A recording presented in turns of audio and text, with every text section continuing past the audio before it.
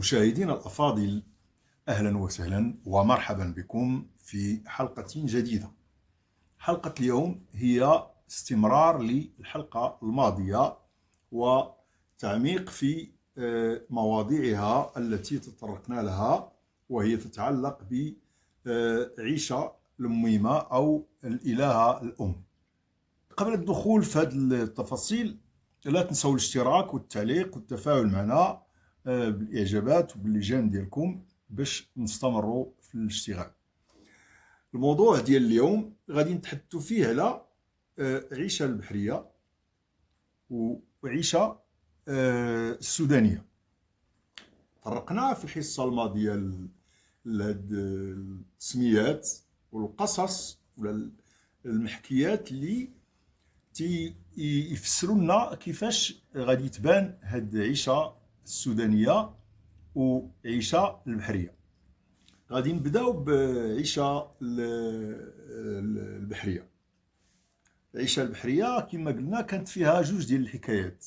حكاية ربطاتها لأن هي في حكم المنطقة، أنها في المنطقة الجديدة وأزمور، وهذه تتربطها بأنها إنسانة مقاومة للاستعمار البرتغالي. وقلنا هادشي، هاد الحكاية هادي ما منهاش بحكم أن تا مؤرخ ما شار لها، خصوصا إلا كانت هاد المرأة قامت بهاد الشيء اللي تتقول الحكاية وكانت تتنوض وتتصوب راسها، تتصوب حالتها وتتزوق وتتستقطب ولا تتستدرج دوك الجنود البرتغاليين في الليل، كل مرة كتدي واحد كتقتلو. هاد السلوك البطولي لو كان فعلا حدث تاريخيا لا يمكن أن لا يتحدث عنه المؤرخون، بل غتبقى كرمز بطولي لا بد ما أن يتذكره التاريخ. القصة الثانية هي تربط هذه العيشة البحرية بواحد القصة جميلة، هي قصة ديال تعلق عاطفي، وهي تعلق أو حب. وتقول أن واحد السيد مغربي مشى يقرا في الشرق، وهذا السيد هو اللي من بعد غيتسمى مولاي بوشعيب السارية.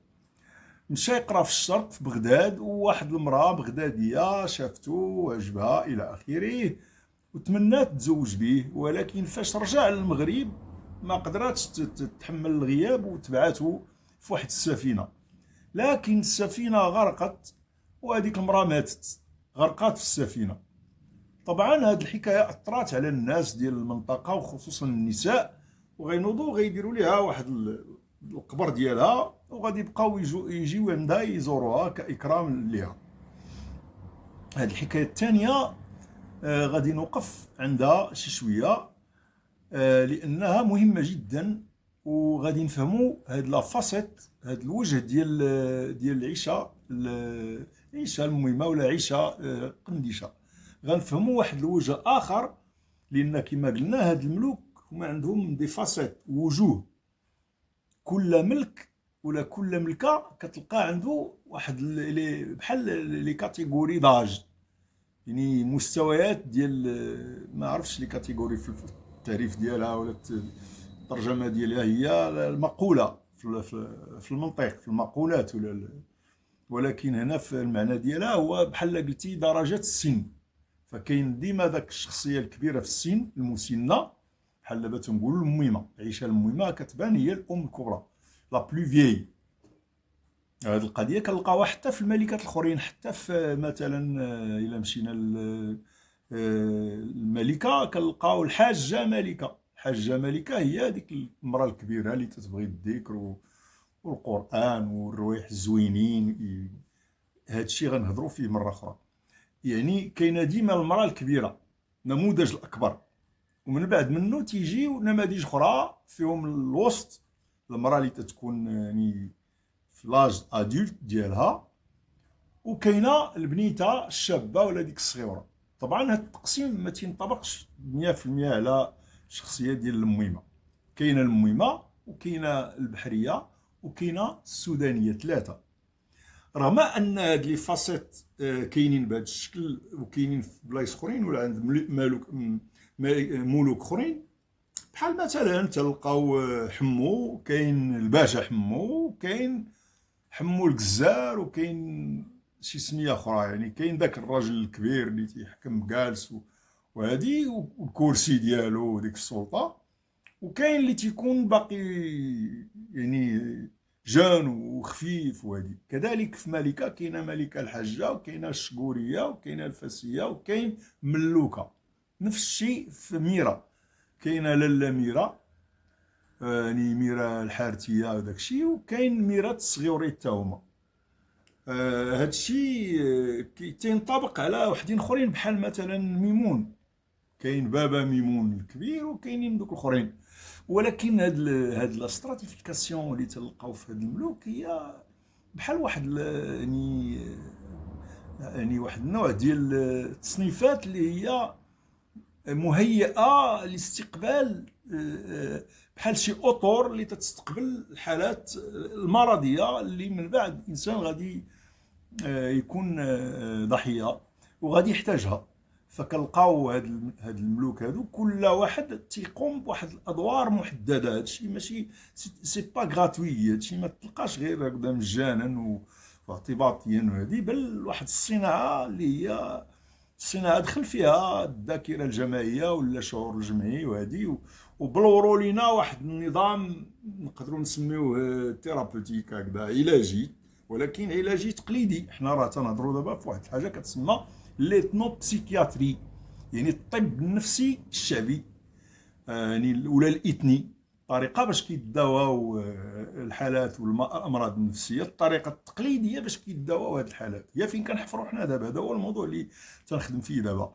اذا هاد التصنيفات اللي قلنا على المهمه وهذه، حنا اليوم غنوقفوا على جوج ديال النماذج منهم ولا ثلاثه. حنا هضرنا في واحد النموذج الاكبر ديال المهمه هي الام، باقي لينا دابا السودانيه والبحريه.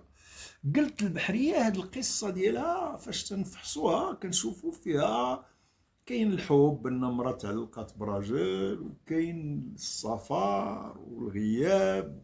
تعرف السفر هو ابتعاد عن الجذور، ويعني لا فامي ولونتوراج وداك لا شالور ديال الكوكون فاميليال هنا، وداك الشخص المعشوق ولا المعشوقه هنا. وإلا بريفيري باش تمشي هي في هذاك الطريق تاع المغامره، ولكن هي مغامره قادتها الى الموت. ولكن هذا الموت هو جميل في واحد المعنى ديالو الرمزي. لماذا؟ ماتت غرقا. فهاد الاستوار فاش تنشوفوا الماء في اون بسيكاناليز، لو هو كيعني العواطف، كيعني المشاعر. الماء الا كان نقي في الحلم، الا كان الماء حلم شي شخص تيعوم في واحد لابيسين و رولاكس ومسترخي مع راسو ولا هادي، ولا حتى في البحر الا كان تيرتاح تيعوم بشويه وما كاين حتى خطر، هذا رمز لانه كيتمتع بواحد الحياه عاطفيه مستقره. الماء هو رمز للمشاعر، سواء تيعوم به ولا تيشربوا ولا هذه، دائما كاينه علاقه بين الماء والمشاعر على مستوى الرمز. في الحلم كذلك. اذا هذه غرقات في البحر بحال رمزيا غرقات في المشاعر ديالها.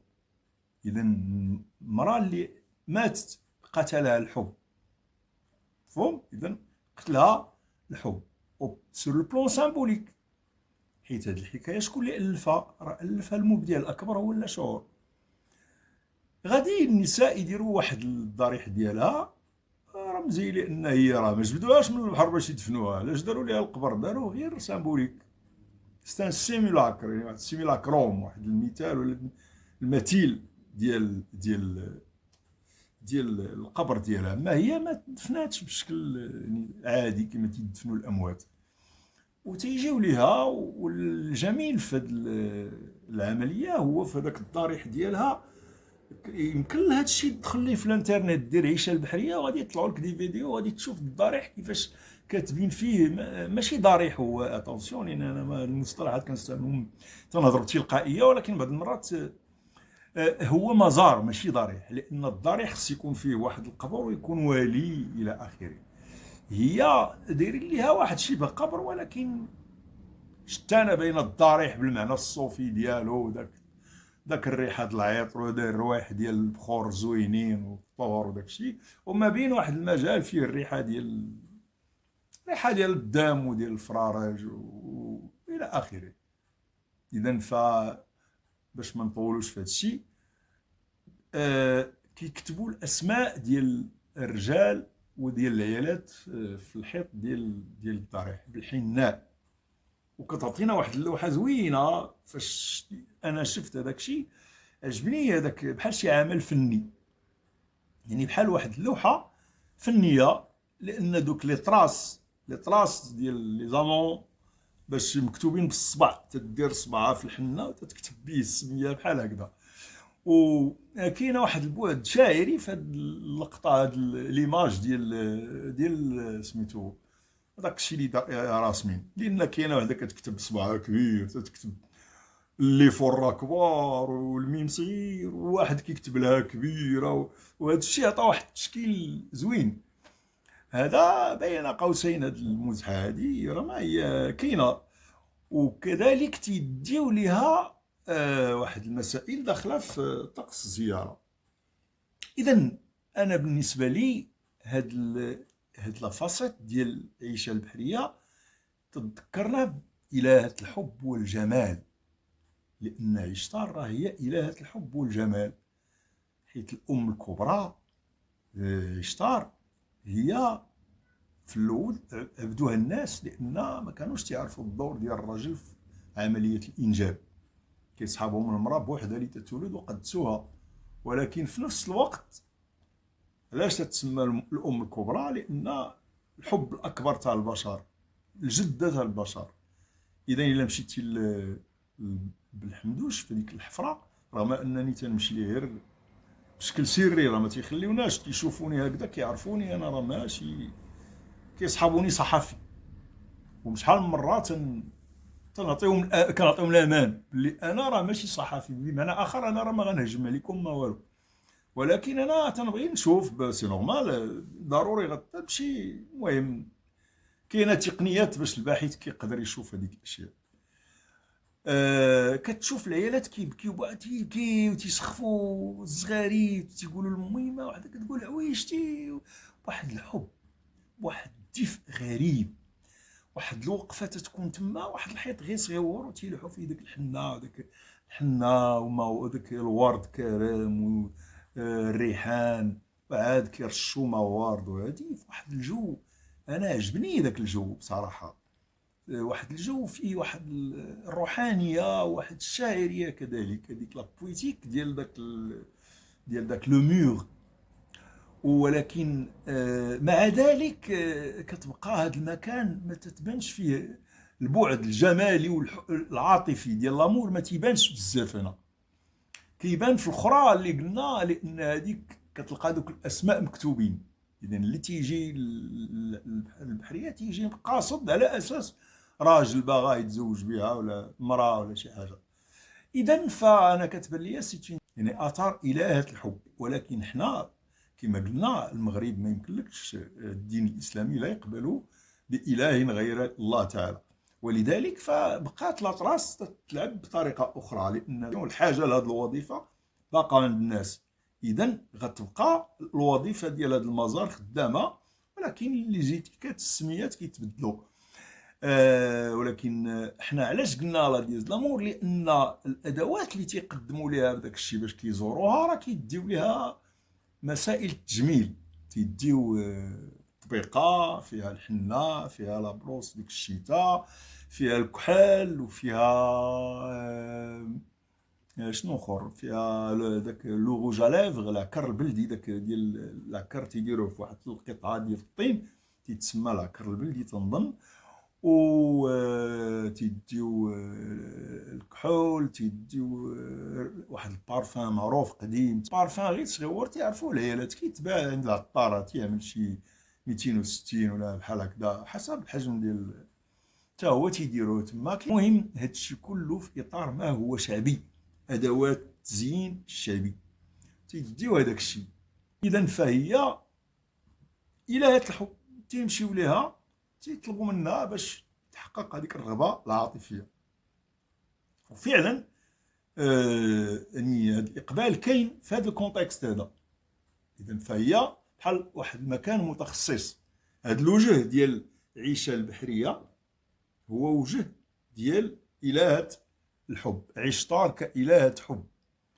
وطبعا لان هاد لي دياز ديال لامور ديال فينوس وكاع انانا هادو كلهم راه دي فيرسيون. فاش جات دخلت عشتار الحضاره اليونانيه تعطاتها واحد الادوار، دخلت الحضاره الرومانيه تعطاتها ادوار اخرى. كل مره الالهه كتكيف، وهذا الشيء تيدور مع سنين طويله، تتولي كتظهر وظائف جديده وكتمشي وظائف اخرى، ولكن الاطار العام تيبقى هو هو، إلهة الجمال والحب وحتى الحرب داخله.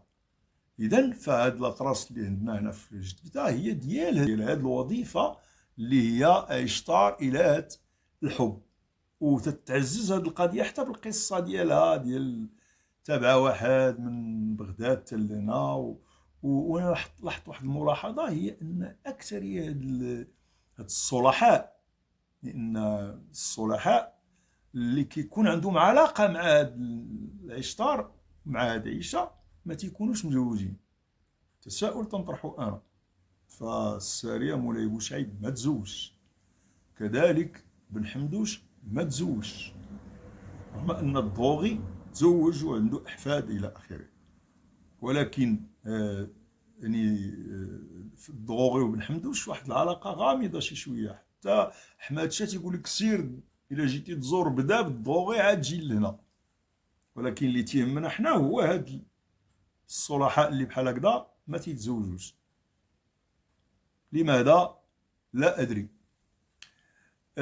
بالنسبه للعيشه الاخرى يعني السودانيه، انا تنشوف فيها هاد الحكايه ديال جابها الضوغي، راه حكيتها في الحلقه الماضيه، تكلمنا على هذا الشيء. قلنا انه حسب لي فيرسيون دوك الحكايات اللي في تما، انها واحد المراه جنيه كانت كتظلم الناس، وهذه شكاو لبن حمدوش، وبن حمدوش ارسل واحد المريد ديالو، المريد اللي هو الضوغي. وانا اتحفظ من هاد التسميات رغم انهم واردين في الحكايه، لان واش بن حمدوش الشيخ في الصوفيه راه ماشي لقب سهل، لان كيبدا بالولي وعاد كيولي شيخ وعاد قطب، بحال كراد ديال باش توصل الشيخ راه تيكونوا عندك مريدين اتباع ديالك وداكشي. ما القطب راه خلاص كتولي بحال جنرال ديال.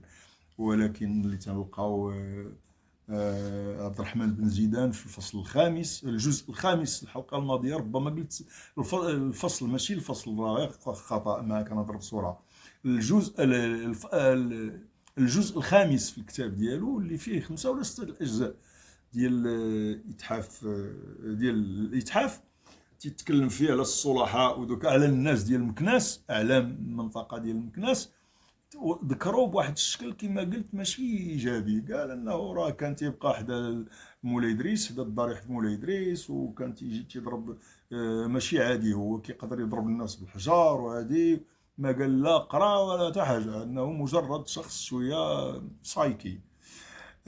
ما تيهمناش حنا التفاصيل هذه، غير باش نصحح هذه القضيه. راه ماشي شيخ، ماشي صفه المريد ديالو، المهم صيفط هذاك ماشي صيفطو. الحكايه تتقول صيفطو وجيبها باش يديروا، ولكن الحكايه فيها دي بوان نوار، فيها واحد لي لاكين، ماشي فيها ثقوب لا يمكن يعني تجاوزها. حنا تنعرفوا انه الروحاني اللي تيصرع، الروحاني اللي تيكون نيت روحاني بصح، ماشي دوك اللي تيديروا الرقيه هذوك، راه من هبه ودب تيجي يبقى يقرا قول الله احد على شي وحده، هي على طيب قلبها تبقى. هذه هي السيناريو ديال الانكونسيون، ما نجبدهمش انا دابا. ولكن اللي تيقراو اللي تيصرعوا المعلمين ديال داكشي لي فري، راه تيقرا القران. كيجيو جوج طلبه لا واحد وتيديروا في وسطهم هذيك المراه ولا داك الراجل، وتيبقاو يقراو القران نيت. تيقرا حزب ولا حزب، ماشي صوره، كيكون حافظ. وباش تيصرعوا هذيك السيده، وكاين مستويات اخرى تيوصلوا ليها مع داك الجن، لان حسب الحالات هذا الشيء مي سي با فاسيل. يعني هذه العمليه هذه، اذا الا مشى للفقيه عند شي مراه فيها شي حاجه تيبقى يقرا لها حتى كيستحضر داك، تيجي داك ينطق منها داك الجن. بمعنى اخر داك الروحاني هو اللي تيستدعي هذاك الساكن اللي فيها، تيبقى يقرا عليها حتى كيدير لها شي طقوس حتى كيجي داك يتكلم فيها هذاك الساكن. كيكتب ليها مثلا، كاين شي حاجه كتكتب في الجبهه وفي الكفوف ديالها وداك الشيء. كاينه طرق علاجيه معروفه، هذا الشيء معروف. لكن باش يصيفط واحد يمشي يجيبها بحال غيجيبها كريمينال ما عندها ثمنها، وجايبها قال لك على كتافو، هذه صوره شويه سي فولكلوريك وكاريكاتوريه هي في حقها. جايب وحده، تخيل واحد جايب جنيه من السودان على رجليه، قال لك مشى تما حيت فاش كان غادي عطاه بن حمدوش واحد الاسم روحاني، قال لك سر هذاك الاسم تيمكنو من الانتقال من مكان الى مكان، كيخترق المسافات، يعني غير تيذكر ديك السميه تيديبلاصا من بلاد لبلاد. ولكن هو فاش وصل تما نسى هاد السميه هادي، صدق جاي زغ بيه على رجليه.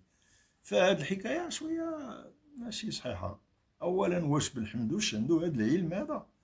هاد القضيه قريناها في الكتب ديال الصحراء ودوك القدام، في الف ليله وليله كيذكر السميه، كي ديبلاس il se déplace وداك الشيء. هادشي كاين كحكايات، ولكن واش فعلا هذا عنده هذا المستوى؟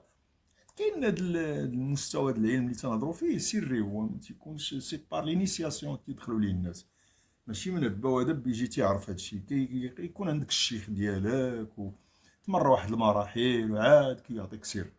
اذا بحال اللي كاين في هذوك اللي سميتو ديال التيبت، الرهبان ديال التيبت حتى هما عندهم شي اسرار ما تعطاش المنواله، حتى تدخل واحد المستوى تقرب تكون دالاي لاما عاد يعطيوك الاسرار.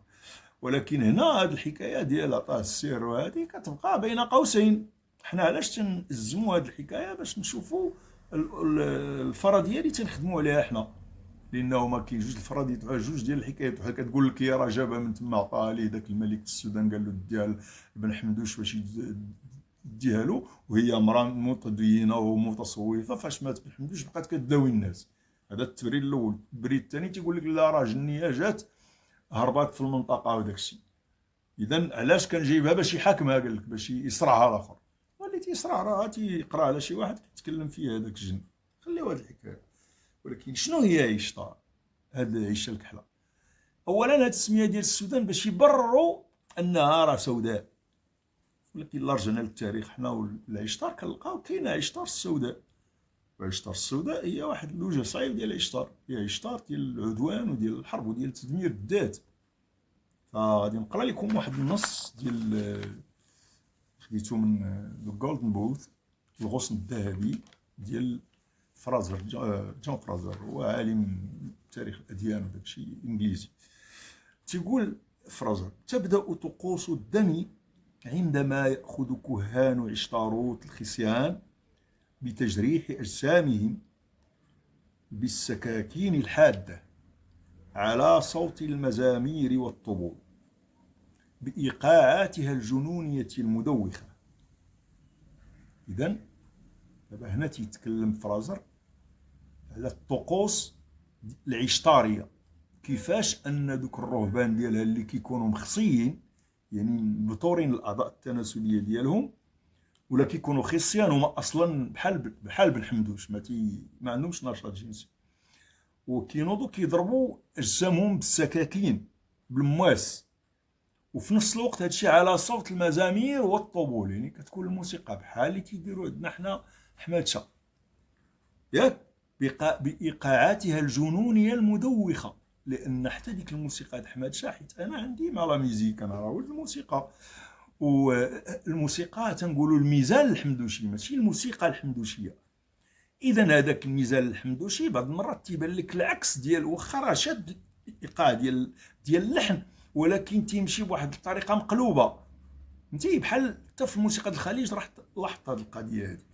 اذا هذيك الموسيقى الا بقيتي كتصنت لها كتكون تدوخ حتى هي. الا تبعتيها، الا طلقتي ودنيك مع الموسيقى الحمدوشيه كتدوخ، سورتو داك الدعدوع باش كيضربوا داك السزر ديالك تيرتج مع هذيك الضربه، وداك ديك لو طون باس ديال الغيطار د حماد شاد كيكون لو طون ديالهم طايح، ماشي رقاق، ماشي تي تقول بحال هكذا. وهذا الشيء تيخليك تدخل في واحد الدوخه. نفس الشيء تيوصفوا لنا فرازر في هذا المقطع هذا. يدخل المشاركون في هذا الاحتفال الى هذه الاجواء، او بدخولهم يؤدي ببعضهم الى حاله من الانزياح والخدر. بحال كيتهزوا دوك الرهبان، تيترفع بنادم مع ديك الدخان تيولي مرفوع، يصبح معها مستعدا لاخصاء نفسه بنفسه. دابا كاينين اللي خصيان اصلا، وكاين اللي عاد غيخصي راسو، غادي يقطع الاعضاء التناسليه ديالو. تصور فين واصل هادشي. وفعلا هنا قال لك كلحظة أساسية في هذا الطقس العشتاري يتقدم الشباب مندفعين واحدا بعد الآخر إلى مكان خاص ووضعت فيه سكاكين كبيرة، يأخذ الواحد منهم السكين ويبتر عضوه التناسلي فينطلق هاربا من شدة الألم، وعضوه المبتور في يده يجري في الشارع إلى أن يصل إلى أمام باب أحد البيوت فيرمي ما بيده. يعني كي يقطع داك العضو ديالو تيشدو في يديه وتيهزها بجريه من داك شده الالم وداك الشيء، حتى كيوصل قدام الباب ديال شي دار وتيلوح داك الشيء. ومن العاده ديال الناس في هذيك الوقت اللي تلاح عليه شي عضو، لان كيكون بحال الموسم، بحال فاش يكون عندنا حنا الميلود ولا هذه، الناس كاع دايرين البال بهذا الشيء. شتي وقع من عاده الناس في هذه الطقوس ان يعتني صاحب الدار بشخص ويعطيه ثوبا نسائيا او نسويا يرتديه طول ما بقى حيا.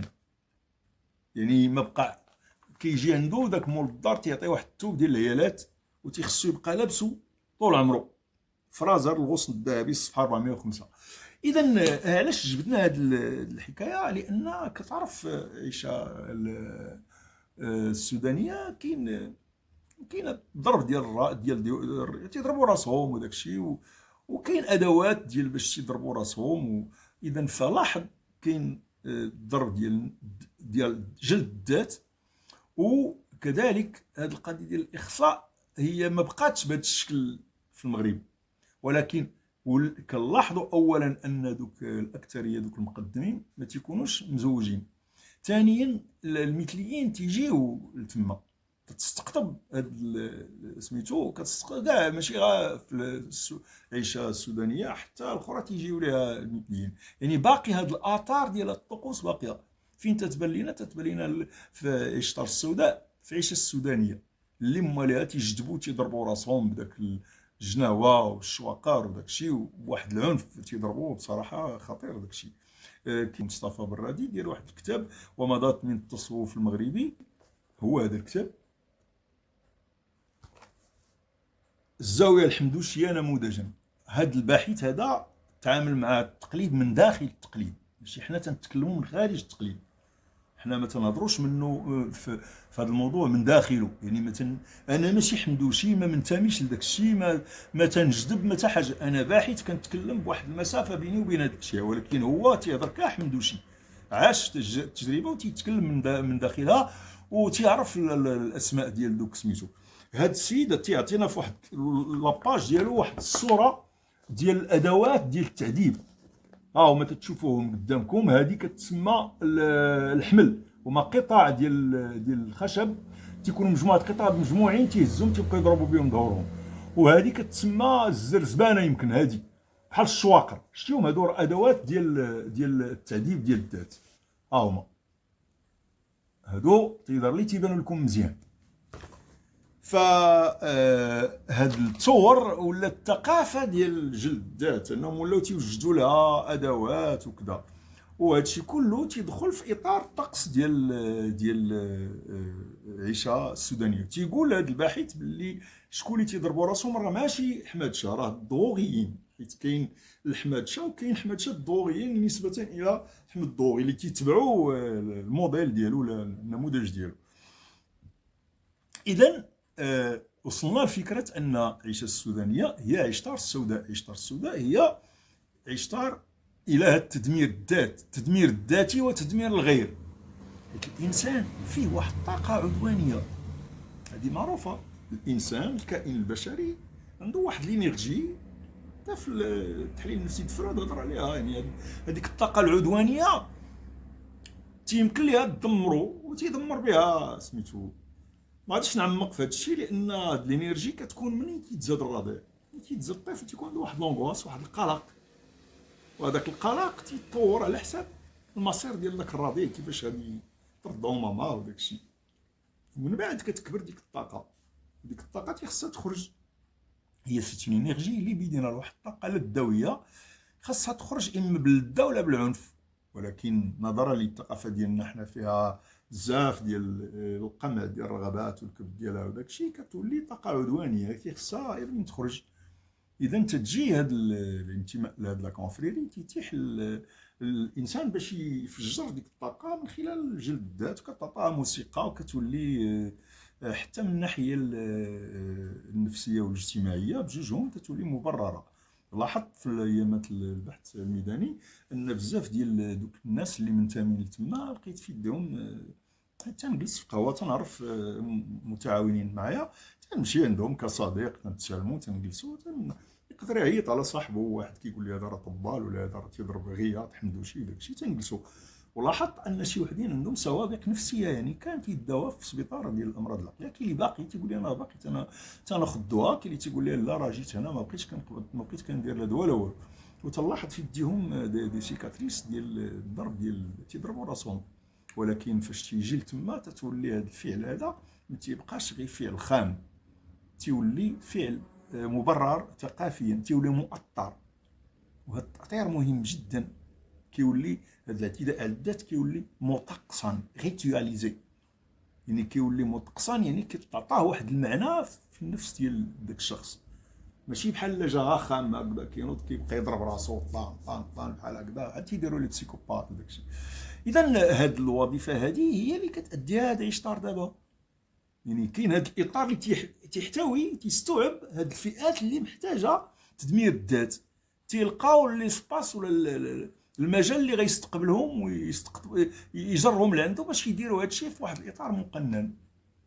اذا لاحظوا معايا ان هاد الوجوه ديال إشطار ولا ديال العشاء هي ماشي وجوه غير دجاج غير هكذاك تلاحت بداك الشكل العامي اللي تلقاو داك الشيء، بل هي عندها وظائف ديالها وتتلعب واحد الادوار محدده اللي شرحناها. وقلنا الدور الاول هو استقطاب المحبين والعاشقين وداك الشيء، والوجه الثاني هو استقطاب الناس اللي عندهم هذيك الطاقه العدوانيه، وبجوجهم تيندرجوا في اطار لي فاسيت ديال إشطار اللي هي الهات الحب والجمال وهذه، وكذلك الهات التدمير والعدوان اللي هي إشطار السوداء. الى هذا الحد اكتفي بهذا القدر، و أذكركم ب يعني لا تنساو الاشتراك والدعم ديال القناه والتعليق والتفاعل مع سميتو باش نستمروا كاملين. تحياتي.